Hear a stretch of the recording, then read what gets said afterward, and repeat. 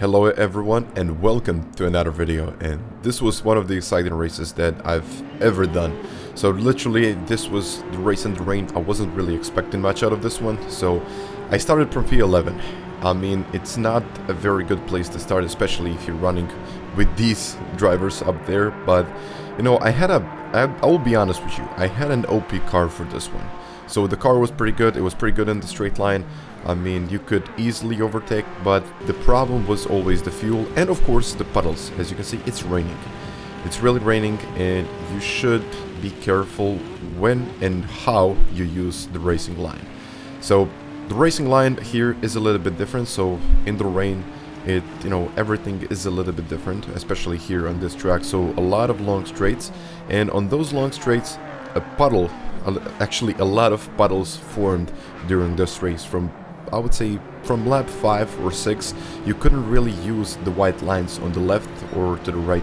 It really depends on where you stand. So I'm just trying to move my car and save a little bit of fuel as I go, especially in this part. I was in 4th gear, but the point of all of this was kind of be in 5th and just try to minimize that fuel consumption, and also not use the dry, of course use the dry line, but not really use a lot of those white lines, because the lines are kind of where you have little or no grip from point to point. But I was just trying to keep it tight, keep it easy, and also keep it clean.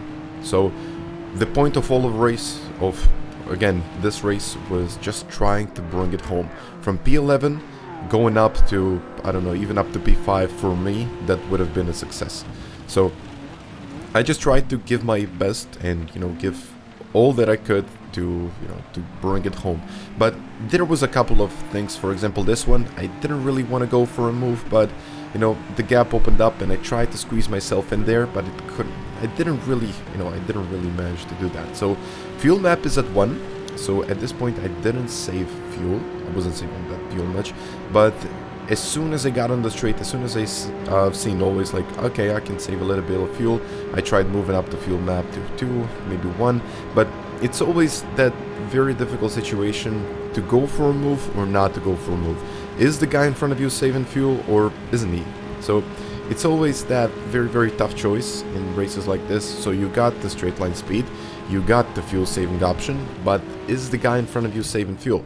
Or is he just playing some strategic game that you really don't know how it's going to unfold? So everything that you do on the circuit, especially on such circuits like this, it's very important. So your every move matters. So for example here, this I got promoted up to P9, which was pretty good to start with, but I also didn't know what were the other guys in front of me doing. So as soon as I got into the slipstream, fuel map 2, as you can see, the reason why fuel map is there in the bottom right corner is that I didn't really save the replay, so I'm very sorry about that. And the live stream, something that I download from YouTube, is not a very good quality picture, so it would be very, very bad picture, and nowhere near 4K, nowhere near even 1080, because YouTube, it really compresses all of the footage, so it can make sense to have all of that footage on the server. So here Longa made a little mistake, and the Spaniard caught up with that, and he picked up a 1 second penalty. So at this point I was thinking like, okay, 1 second penalty, I'm pretty much gonna be promoted up to P8. But a 1 second penalty on this track is not a 1 second penalty, and I decided to go squeeze myself a little bit in there, and I mean I didn't give him enough space. So that was pure me. I mean, I just didn't give him enough space, and then I lost this. I even lost the place in the end, because I had to back out a bit, and another Spaniard took out my place, and I got back into P9, which wasn't very fortunate for me, because we really lost a little bit of time to the front. You can see the guys in the front, they weren't that close at this point. So they were close, they were kind of close, 3.5 seconds, but I mean, just when you lose the slipstream, it's like in your head, in my head at that point it was like, okay, maybe I should have gone for that move, like moving up from P11 to even reaching up to P5, where it was, that was initially my thought. And just bringing the car up there and staying there is a very, very tough thing to do. But after a lap, I finally made it up. I mean, I didn't really fuel save in that previous lap, so I just caught up with the guys in front, and I was just at the German's back. So fuel map 6, he went up for a move. I don't think it was really a move. It was really about, you know, not making contact to key. But fuel map 6, and, you know, at this point, the gap was, you know, the gap and the race was really looking like I can do this. I can, you know, I can do something in this circuit. But the point of all of this was try to avoid the puddles later. So when I talk about puddles, the puddles started to form from lap 5 or 6 to about lap 11. So you have to be very, very careful in that period of time. So how you manage your throttle, how you manage your lines, and know where are you actually picking up a little bit of slipstream. Are you going to the left? Are you going to the right? It really makes a lot of difference. You will see later on. So how I manage those situations and what you know, what has to be done to avoid spinning and, you know, avoid losing the race like that. So I wasn't very good in this sector, so my vision car didn't really have enough speed in this sector. But I also tried to be super careful on how I manage the, you know, overall spin and overall fuel consumption. So I was kind of, I wouldn't say I was always getting up in a higher gear, but I was trying to. And then this happened. So I don't know if he misjudged his braking point or really kind of got to the brakes a little bit more than he should. But Longa was at the back. He kind of kicked up Key. Key ran into Nono, and they both got penalties. So that was very good for me because I will easily get 2 places, but I really didn't want to wait. So I just took matters in my own hands and did this 2 overtakes, and I actually was in P6 at this point. So, you know, my race was looking pretty good.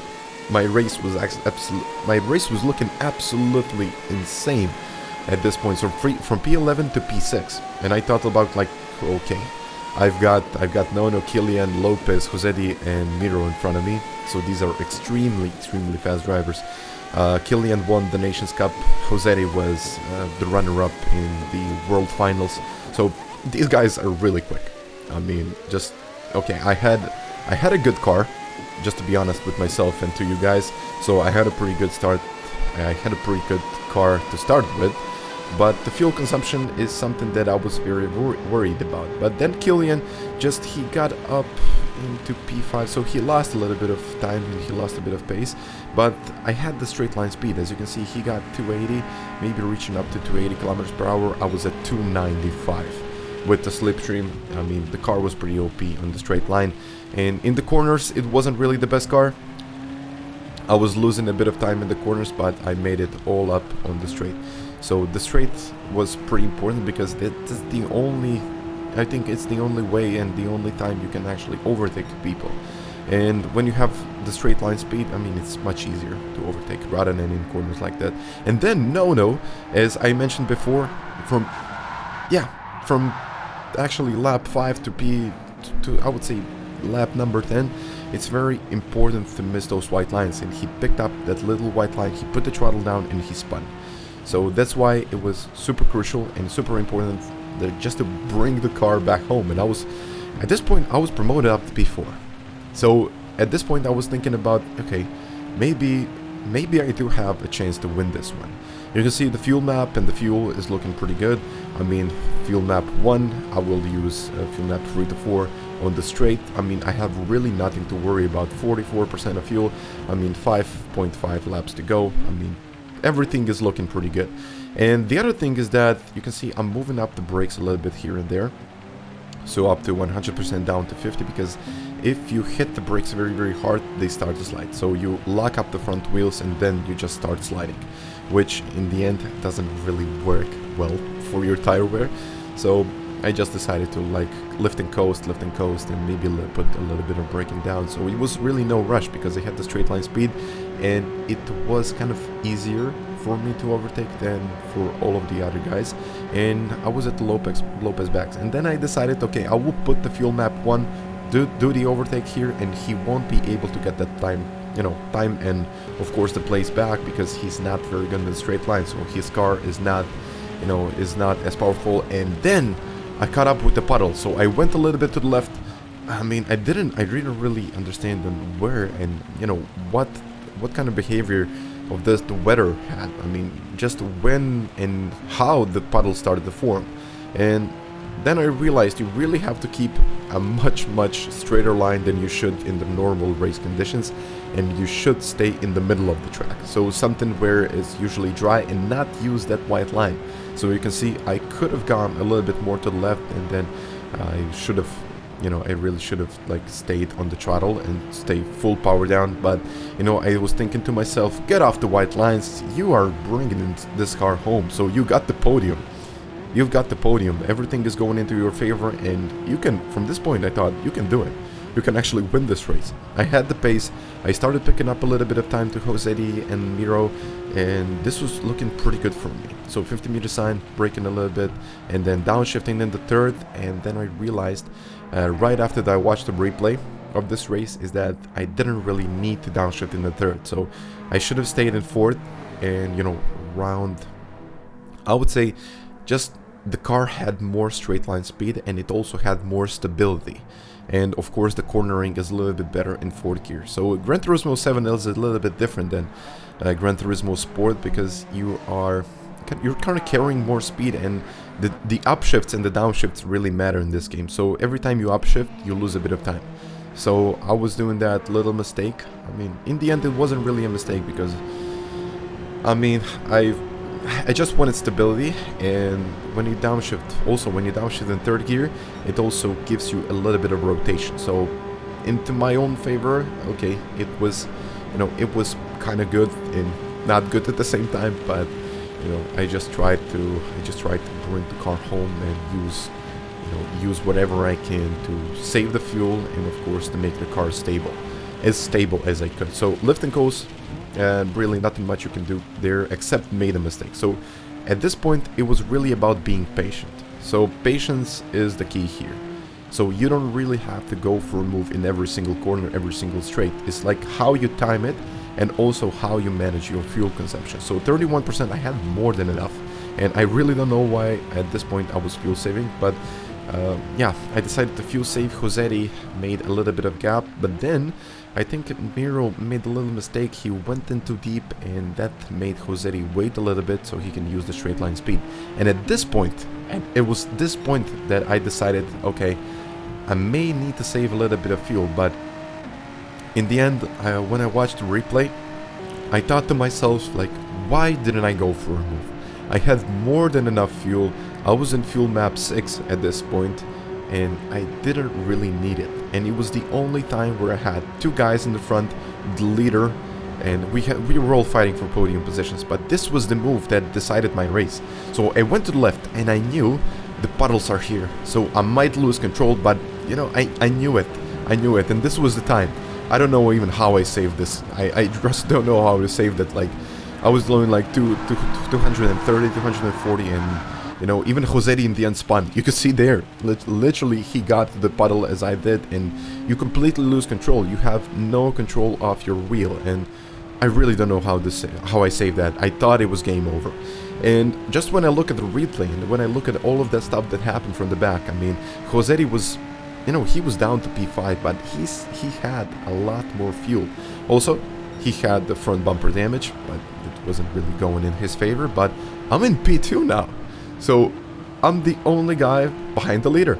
Okay, I'm the only guy behind the leader at this point who can actually make something out of this. So Lopez was at the back. I mean, he didn't really have the straight line speed, so I was, you know, I was in a very good spot at this point. But I didn't really know. I didn't really think that VojtÄ can make a comeback out of that. So I mean, he literally spun. He lost a lot of time. He had the front bumper damage, but in the end, that's VojtÄ. And then you got Killian, and then you got Lopez. So Lopez, very good driver. I mean, incredible driving skills in that 4C. I don't know how he's bringing that car home with that much pace, but then this happened. I mean, Killian, I think he missed a little bit of his braking point, and then he got in the back of Lopez. And of course, fair play, he waited for him, but he also got a 5-second penalty. So a 5-second penalty on this track means that you're losing around 10 seconds on the straight. But then I was here. I was literally behind Mira and no one behind me, and I had the straight line speed. So this means I can and I will use the slipstream as much as I can. I was picking up about, I would say, 6/10 to about 7/10 on the straight alone. But I had Josetti behind me. And Lopez, he played a very strategic game in this point. So they were just bomb drafting each other. They risked of, you know, there was a little risk of picking up a penalty, but my fuel map was okay. My fuel consumption was pretty good. I was at the back. I even had the fastest sector out there. Of course, it was raining. I mean, it doesn't really matter that much in the rain because, of course, you have a little less fuel than usual, but it's raining. I mean, you are not going to get the same time as you did in the dry conditions, or at least kind of dry conditions. So 203.3 is not going to happen. So that's not going to happen either way. But Josetti was OP in this, you know, in this sector. So he was using the white lines.